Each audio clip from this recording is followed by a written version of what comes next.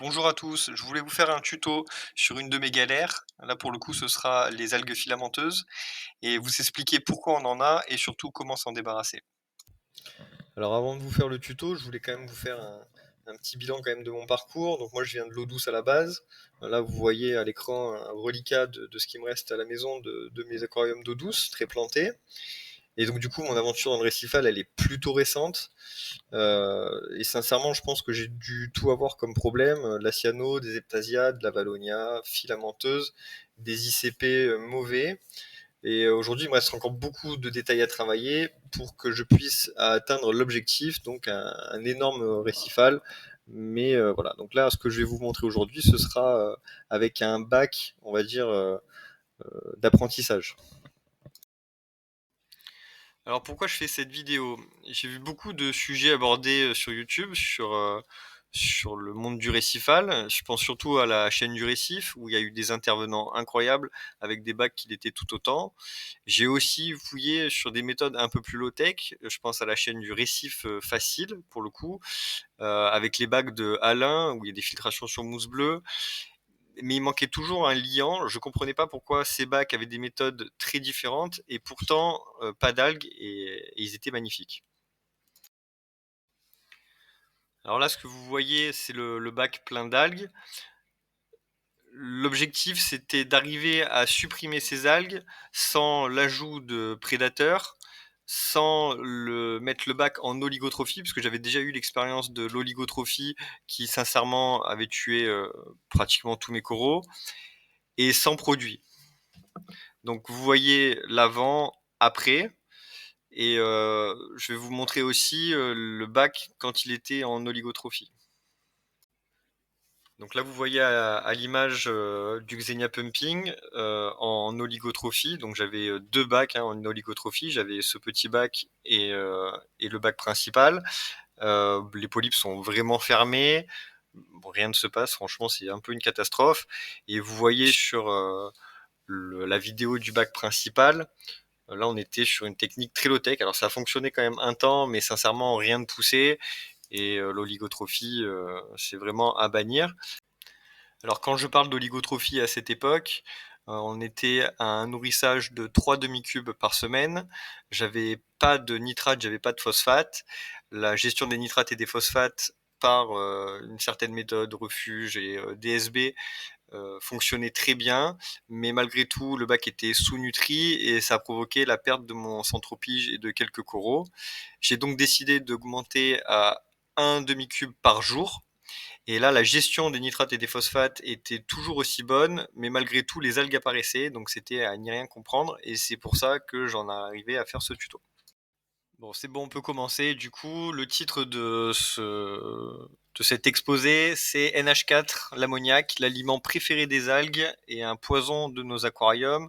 Donc, le but de ce tuto, c'est de vous montrer pourquoi les algues préfèrent le NH4, donc l'ammoniac par rapport au nitrate.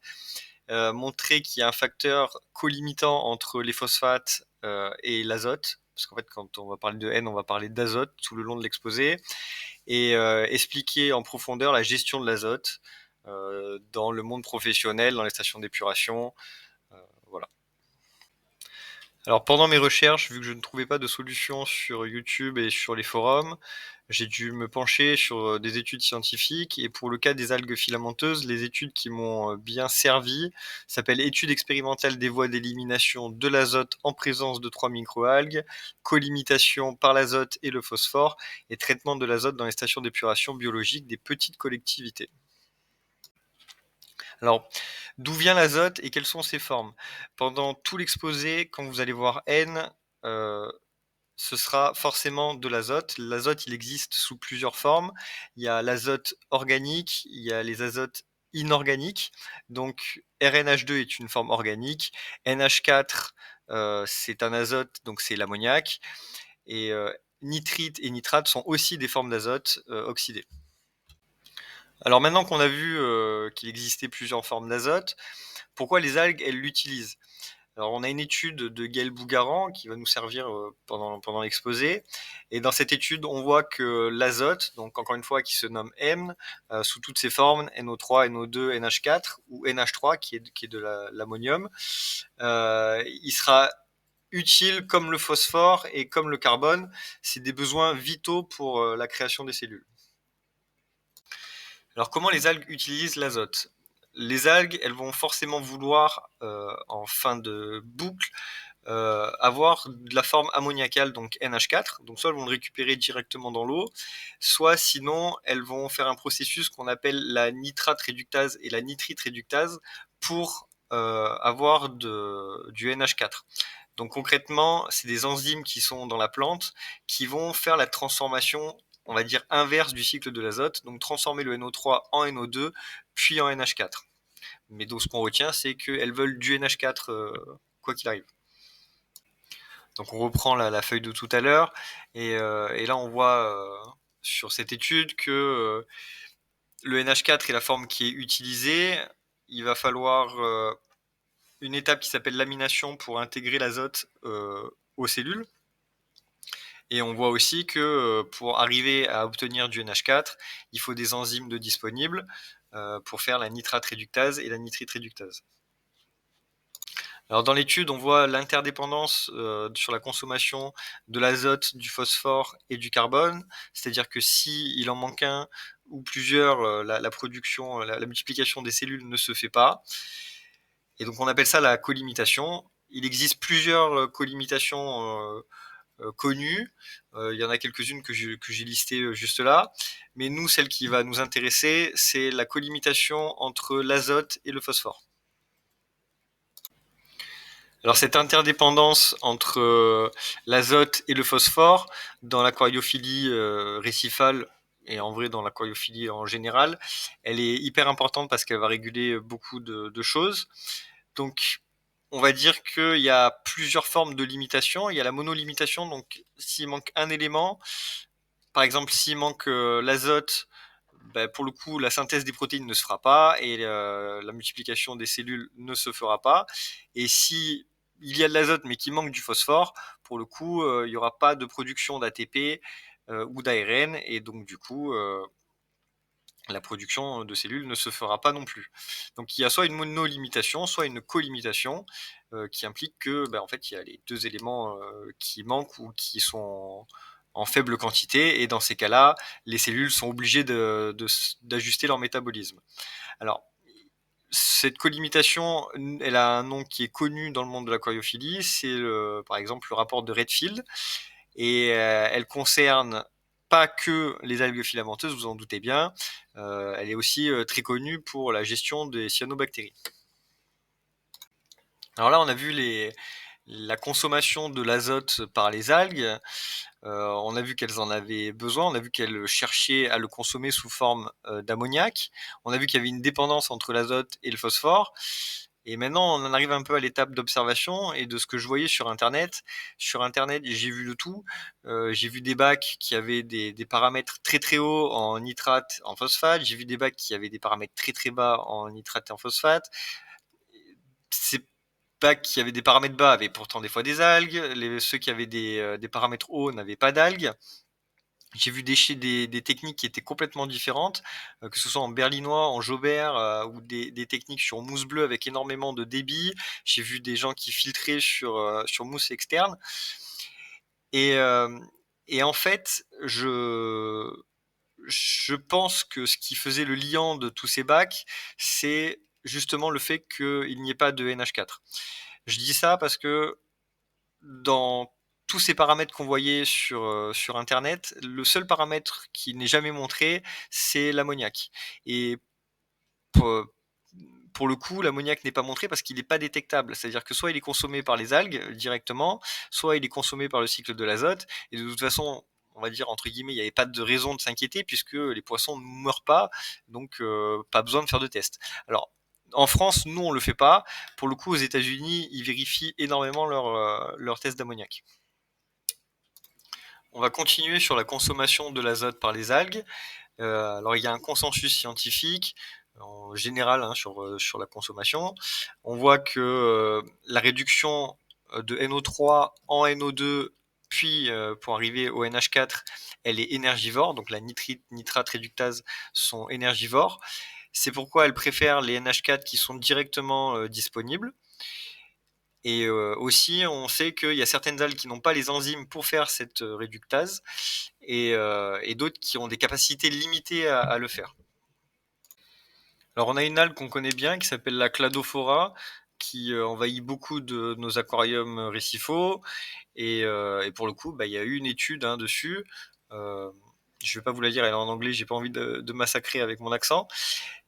Et donc, clairement, l'étude dit que cette algue préfère l'ammoniac quand il est disponible, qu'elle utilise le nitrate que quand ammoniac est absent ou en très faible quantité, et surtout que certaines espèces de Cladophora ne peuvent carrément pas assimiler les NO3. Alors on a vu de fond en comble les préférences des algues pour l'ammoniac, le besoin vital en azote. Maintenant qu'on sait ça, comment le gérer? Alors c'est un problème qui ne nous concerne pas que nous les récifalistes, c'est un problème qui est aussi étudié par les collectivités locales pour éviter les pollutions des rivières, des lacs, des affluents. Et donc il y a énormément d'études sur le sujet qui aident aussi à gérer cet azote. Alors, il y a une étude qui s'appelle le traitement de l'azote dans les stations d'épuration biologique des petites collectivités. Et cette étude, elle a été hyper importante pour moi, puisque elle a permis de mettre en lumière des processus mécaniques, mais surtout biologiques, qui sont indispensables à la gestion de l'azote. Donc là, en plus, petit clin d'œil, la station d'épuration que vous voyez à gauche, c'est celle du Cap Sissier, donc c'est celle qui relie ma ville, quoi. Donc on va voir toute la gestion de l'azote dans les stations d'épuration. Il y a déjà un processus qui est global qui s'appelle l'assimilation. L'assimilation, c'est l'utilisation de l'azote en général par toutes les bactéries, même celles qui n'ont rien à voir avec le cycle de l'azote. Donc il y a ça et l'assimilation. Il y a aussi la séquestration, donc c'est le fait de retirer manuellement les boues euh, et les déchets avant que l'azote ne fasse partie du cycle. Alors en aquariophilie, nous, ce qu'on peut faire déjà, c'est d'apporter un support bactérien conséquent, déjà ne serait-ce que pour toutes les bactéries et tous les micro-organismes en général, pour qu'elles puissent elles-mêmes consommer de l'azote, et peut-être, suivant la technique que vous allez choisir, avoir un système d'évacuation des macrodéchets avant qu'ils ne rentrent dans le cycle. Alors toujours dans cette gestion de l'azote, on a vu la partie, on va dire, mécanique, mais l'étude nous dit très bien que l'essentiel du traitement est surtout biologique. Donc pour la partie biologique, on en revient au cycle de l'azote. Il y a les bactéries qui font l'ammonification, donc c'est le fait de transformer l'azote organique euh, en azote inorganique NH4. Donc ces bactéries, elles sont hétérotrophes, c'est-à-dire qu'elles ont besoin d'éléments organiques extérieurs pour fonctionner. Alors quand je parle d'éléments organiques, je les ai listés, le glucose, l'éthanol, et pour ce qui est de l'azote, on va dire les acides aminés, l'urée et les protéines. Donc on le voit, et la croissance de ces bactéries hétérotrophes ammonificatrices sont très rapides. Ensuite, une fois que RNH2 s'est transformé en ammoniac, euh, les bactéries nitrifiantes doivent transformer ammoniac en nitrite, puis en nitrate. Alors là, les bactéries qui font ça ne sont plus hétérotrophes, elles sont autotrophes, et en fait, elles ont un processus de synthétisation au sein de leurs cellules qui est plus lent que les bactéries hétérotrophes. Toutes ces bactéries, elles sont aérobies, donc ça veut dire qu'elles ont besoin d'oxygène pour fonctionner. Et là, l'étude nous dit que pour la gestion d'1 kg d'azote ammoniacal, il faut 4,2 kg d'oxygène, soit 80%, qui se retrouvent dans le NO3 en fin de cycle, donc le O de oxygène. Et donc là, je pense qu'on en arrive au point clé du tuto, c'est que la nitrification est un processus qui est plus lent que l'ammonification. Et cet effet fait qu'il y a un creux euh, et qu'à un moment donné, l'ammoniac est disponible dans le bac. Et c'est là que les algues vont pouvoir se servir. Alors, moi, ce que j'ai voulu appliquer chez moi, et finalement ce qui me semblait logique, et vous allez voir que ça a fonctionné, c'était de se dire, bon, ben, puisque la vitesse de nitrification est plus lente, eh bien, il faut augmenter drastiquement la quantité de bactéries qui sont capables de faire cette nitrification pour pallier ce manque de vitesse. Alors, les techniques suite aux études, c'est simple, c'est de surfiltrer, donc avec une énorme quantité de support bactérien, euh, avoir une oxygénation optimale, puisque finalement elles sont aérobies et qu'elles ont énormément besoin d'oxygène, avoir un pH constant, puisque la source de carbone doit être inorganique, donc il faut alimenter en KH pour que les cellules puissent se développer. Il fallait aussi que le biofilm soit renouvelé régulièrement, c'est-à-dire que une fois que les bactéries se sont développées, pour qu'elles puissent encore se développer et encore se développer, il faut toujours qu'il y ait une niche, on va dire, ouverte. Et pour le coup, la microfaune euh, mange ce biofilm et donc le renouvelle, et avoir un débit qui correspond à on va dire, une optimisation euh, pour le métabolisme des bactéries. Donc je vous ai même sorti un point clé là d'une étude concernant le débit à avoir. Alors vous allez me dire, oui, mais du coup, ça va faire des NO3 et des PO4. Pour le coup, c'est quelque chose qu'on gérera après. Alors là, vous voyez l'avant-après, c'est probant à partir du moment où on applique la méthode. Donc, les algues sur l'image de gauche qui envahissaient tout mon bac. Et encore une fois, je rappelle, il n'y avait pas de PO4, il n'y avait pas de NO3. Et là, vous voyez à droite, du coup, la même zone où il n'y a plus rien. Littéralement, il n'y a plus rien. Alors, j'ai la méthodologie qui a fonctionné chez moi, mais je suis aussi tombé sur des études qui montrent ce lien de corrélation. Donc l'étude que je vous ai sortie, qui fait aussi les mêmes observations que moi, s'appelle Étude expérimentale des voies d'élimination de l'azote en présence de 3 microalgues. Alors ce que l'étude nous dit, je vous en ai tiré les points essentiels, c'est que en effet, les algues préfèrent NH4 au NO3, que le taux d'assimilation de l'ammoniac est inversement proportionnel à la nitrification, ce qui laisse présager que les algues et les bactéries entrent en compétition nutritionnelle vis-à-vis de l'ammoniac. Euh, voilà, sensiblement tout ce que je vous ai dit avant. Alors là, on n'a parlé que des algues, mais en vrai, je pense que la chose la plus importante dans la gestion de l'ammoniac, et c'est aussi pourquoi je fais le tuto, c'est que ça peut causer un crash de votre bac et causer des réactions en chaîne. Alors je vous ai montré deux réactions en chaîne. Quand il y a trop d'ammoniac dans le bac, ça inhibe la nitrification. C'est-à-dire qu'à un moment donné, les cellules ne savent plus comment réagir et la nitratation ne se fait plus, ce qui augmente encore plus le taux d'ammoniac et le taux de nitrite. Donc on sait mortel pour les poissons. Et aussi en ce qui concerne nos coraux et certaines macroalgues que vous pouvez voir lisées, donc vous pouvez voir se décomposer, c'est qu'à un moment donné, quand il y a trop de NH4, la photosynthèse ne se fait plus et il faut gérer cet excès de NH4 au sein même de l'algue. Alors là, je vous ai montré une vidéo de mon refuge et de la gestion, on va dire, des NO3 et des PO4. C'est pas le débat, mais c'est important de pouvoir les gérer pour plein d'autres problèmes qui pourraient advenir, ne serait-ce que les cyanobactéries. Alors comment j'ai fait chez moi? Alors encore une fois, c'est un bac test, donc tout ce que vous voyez, on va dire que c'est pas propre, mais ça a le mérite d'être fonctionnel et ça a le mérite de faire fonctionner la biologie. Donc moi, mon aquarium maintenant actuellement est filtré sur un filtre externe, donc OAS 800, donc quelque chose qui est surdimensionné par rapport à la taille du bac. Mais concrètement, évidemment, la filtration pour moi ultime serait une décantation externe dans laquelle il y a énormément de masse filtrante et qui soit cachée sous le bac. Donc ça, c'est ce vers quoi j'aspire et ce que j'aimerais faire. Alors, j'ai laissé mon écumeur pour l'oxygénation du bac et l'oxygénation des bactéries.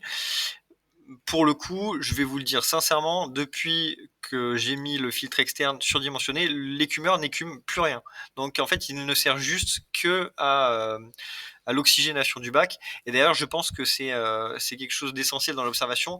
Plus votre écumeur écume, à mon avis, il y a quelque chose qui est pas très très bon. Et ensuite, j'ai les pompes doseuses donc qui fonctionnent pour la gestion du calcium, du magnésium pour les coraux durs, puisque évidemment maintenant je m'essaye aux coraux durs, mais qui gèrent aussi la consommation de KH. Alors pour pas mourir idiot, j'avais un autre bac de disponible. Pour le coup, j'ai fait pareil, filtration externe, pas d'écumeur, rien. Je voulais voir un peu le résultat. Il y a pas d'animaux dedans, mais le bac est nourri quand même tous les jours avec, un peu, d'artémia. Donc la microfaune se développe, les macroalgues se développent. En vrai, il faudrait même que j'essaye sans les macroalgues. Mais écoutez, ça tourne, hein, il y a pas de filamenteuse, il y a rien du tout, hein, pas de diatomée, pas de cyano, que dalle. Alors il y a un autre détail aussi, dont je n'ai pas parlé tout le long de la vidéo, mais c'est que la surfiltration, c'est quelque chose qui est répandu en eau douce, qu'on se refuse à faire en eau récifale parce que, bah, ça génère des NO3 et des PO4. Moi, je pense que c'est une erreur de s'éloigner de cette voie et qu'en fait, il n'y a que du bénéfice. Donc c'est la fin de ce tuto concernant l'algue filamenteuse. J'ai dans mon aventure de récifaliste encore beaucoup de choses à apprendre et à gérer, ne serait-ce que d'avoir des bons paramètres ICP pour mes coraux durs, puisque j'ai encore trop de métaux lourds, hein, qui empêchent la croissance de certains de mes coraux durs. Euh, le bac qui est encore un petit peu en oligotrophie, donc gérer le temps de lumière dans mon refuge pour que les NO3 puissent remonter un petit peu et les phosphates puissent remonter aussi un petit peu, malgré le fait que je nourrisse quand même beaucoup plus mon bac en belle quantité. J'ai aussi pour moi, enfin c'est pas vraiment un problème, mais ça pourrait le devenir, des soucis de macroalgues qui fonctionnent, on va dire, plus facilement avec les NO3, qui ont la capacité de stocker, qui sont, pas nocives évidemment, qui peuvent être carrément esthétiques, si on se met dans une ambiance lagon, mais qui peuvent devenir un peu pénibles si on ne le gère pas. Alors c'est quelque chose que je pourrais gérer pour le coup avec un prédateur et avoir un bac vraiment clinique, mais je me refuse de mettre un chirurgien dans un si petit volume. Donc voilà, fin du tuto, je vous dis à plus tout le monde, et si vous voulez un tuto sur un autre souci que j'ai eu qui est la cyanobactérie, eh ben, je vous en ferai un. Bye.